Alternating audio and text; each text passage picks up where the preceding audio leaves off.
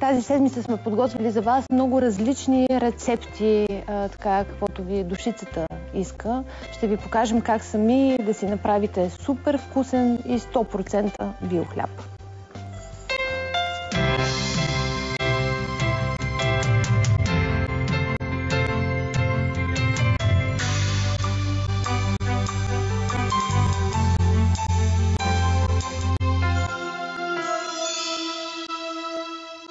Естествено, амаран. Амаран. Катамаран, дъждобран, параван.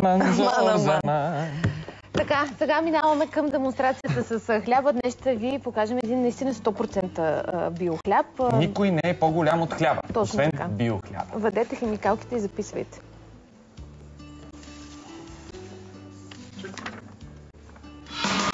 I saw you walking up the wall like the exorcist. And when you saw me there you called, can you spare a fifth? I used to know you when you're small. How's it come to this? So does the happy bad boy fall into the rift? You carried weight on your shoulders. Won't you see that you are not inside yourself? You put that ego back inside yourself. I saw your mom the other day, she asked me how you were. Said one day you'll be fine, but now you do it worse. She told me as she cried that no one breaks the curse. I looked into her eyes, my heart had nearly burst. And you carry weight on your shoulders. Won't you see that you are not inside yourself? Запрян. Костадинов е при нас, той ще бъде при нас цяла седмица и ще ни показва различни видове хляб. После съм ги взела тия салфетки. Добре, окей. Ами аз... Трябва да си вземем трупчета, Мария, да стане малко по-високо, защото Днеска съм равна. Днеска съм направил една рецепта с хляб, който е от амарант.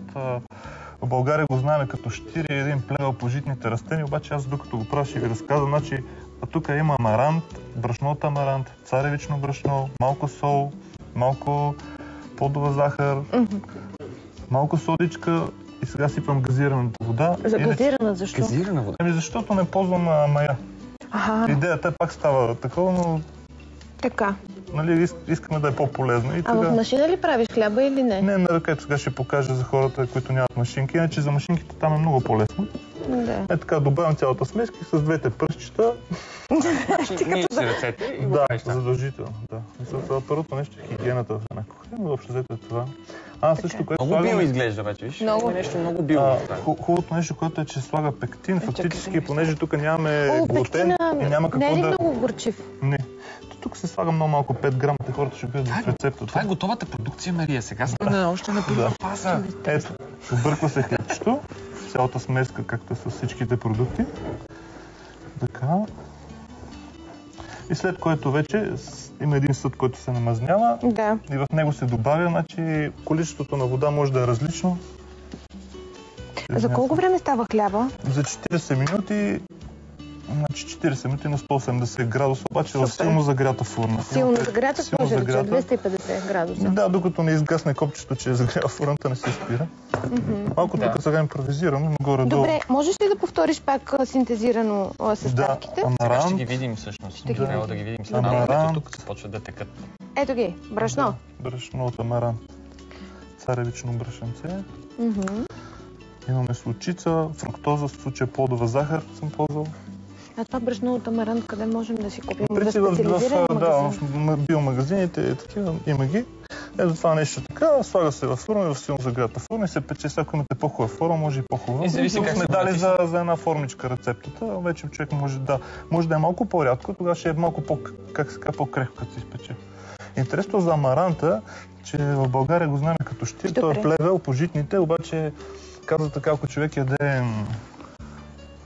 яде хляб, който е отглеждан, но там е бил пръскано с пестициди, хербициди, нали, убита амаранта.